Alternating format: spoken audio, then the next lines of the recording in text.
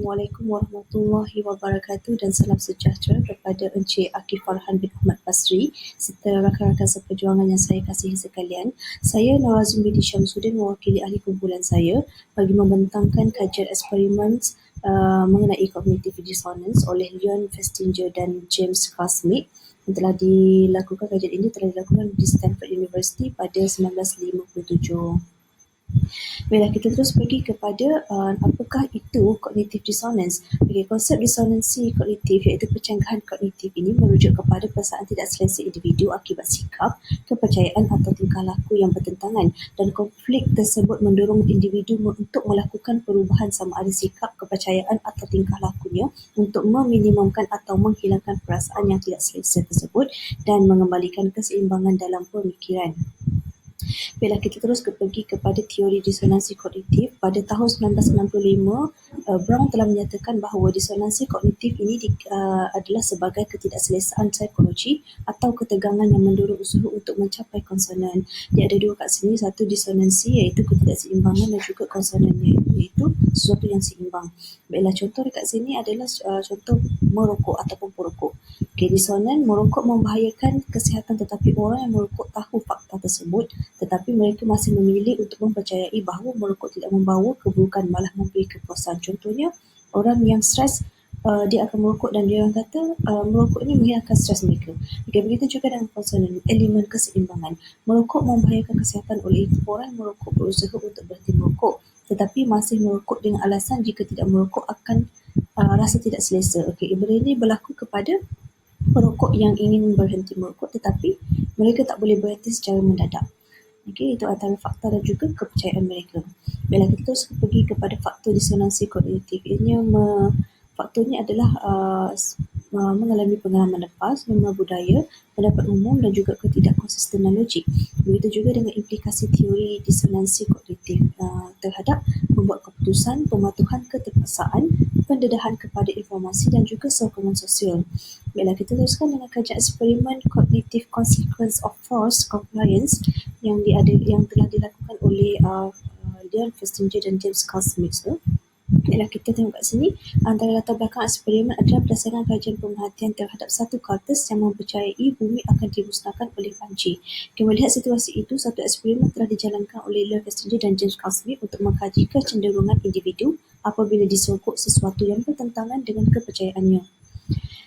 Semua orang pula mempunyai pelbagai pandangan berbeza mengenai persekitaran personaliti mereka, dan Festinger mengatakan semua orang mempunyai keinginan dalaman untuk menjadikan persekitarannya harmoni dan mengelakkan tekanan atau halangan. Jika terdapat halangan, konflik yang membawa ketidakselesaan ini akan mengakibatkan salah satu faktor diubah suai bagi mengurangkan konflik dan membawa semula keharmonian. Jadi kajian eksperimen ini telah memfokuskan kepada kesan kognitif pematuhan keterpaksaan.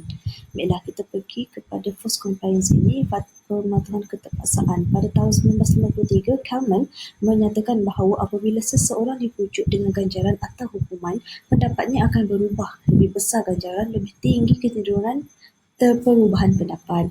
Bagi Janice dan King pula pada tahun 1954 dan 1956 menyatakan bahawa apabila seseorang dipaksa untuk menyokong keputusan yang pada mulanya tidak dipersetujui, dia akan menunjukkan perubahan untuk menyokong kenyataan itu. Bagi Festinger pula menyatakan hanya sedikit sahaja tekanan yang pun mampu mengubah pendapat seseorang itu.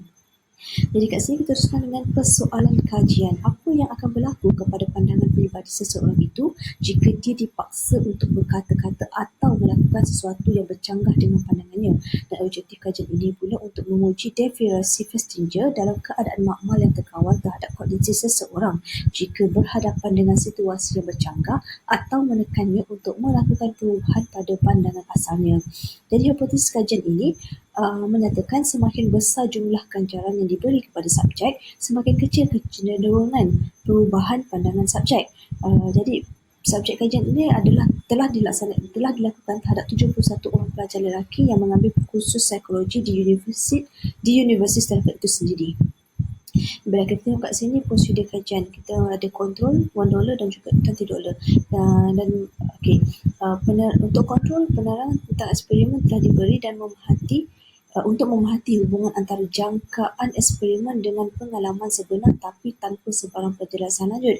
Bagi $1 dan $20 pula, mereka telah diberi taklimat lengkap mengenai eksperimen dan apabila mereka diberi $1 dan $20 itu untuk melakukan eksperimen yang sama dan memberitahu subjek seterusnya bahawa tugasan yang dibuat adalah menyeronokkan. Jadi tugasan yang telah diberi itu adalah barang dalam dulang perlu dikosongkan dan diisi semula dalam masa 30 minit. Dan pusingan kedua 40 dan tugasan kedua, pusingkan 48 square pegs, 1/4 pusingan hingga 1 pusingan penuh ikut arah jam. Jadi kesemua subjek telah ditemu duga selepas selesai tugasan tersebutlah. Jadi soalan pertama, adakah soal tugasan dilakukan menarik dan menyeronokkan? Soalan kedua, adakah eksperimen itu memberi peluang untuk mempelajari kemampuan sendiri melakukan tugasan tersebut? Soalan yang ketiga, adakah anda rasa eksperimen tersebut mungkin mempunyai nilai saintifik? Dan soalan keempat, adakah anda ingin menyertai lagi eksperimen seperti ini? Dan skala yang diberi adalah paling rendah, yang tidak menyokong, manakala skala yang tertinggi adalah ke arah menyokong. Jadi hasil kajian ini, melihat pada sudut disonansi kognisi, baris pertama data, ini sejauh mana keseronokan tugasan itu adalah yang paling relevan kerana tugasan itu sememangnya dicipta bosan dan tidak menarik. Bagi subjek kontrol, skala kita boleh lihat kat situ, bagi subjek kontrol, skala negatif 0.45 menandakan tugasan adalah bosan, namun agak berbeza bagi $1. 1.35 merupakan agak menarik dan ini menandakan bahawa disonansi dalam diri subjek dengan memujuk diri mereka sendiri bahawa tugasan itu menarik. Tetapi $20 menunjukkan skala negatif 0.05 iaitu lebih rendah. Ini pula adalah penjelasan bagi hipotesi kajian, iaitu semakin besar jumlah ganjaran, semakin kurang kecenderungan untuk mengubah pandangan asal.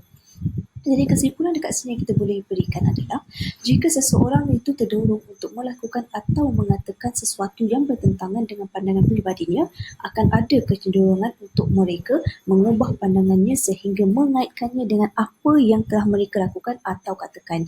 Dan juga semakin besar tekanan yang digunakan untuk mengubah pandangan pribadi seseorang, iaitu melebihi minimum yang diperlukan untuk mengubahnya, semakin rendahlah kecenderungan mengubah pendapat tersebut. Ini telah terbukti dalam hasil kumpulan $20.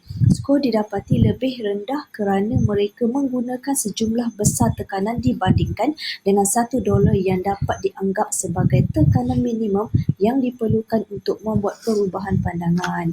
Baik, itu saja persembahan daripada kumpulan kami. Terima kasih.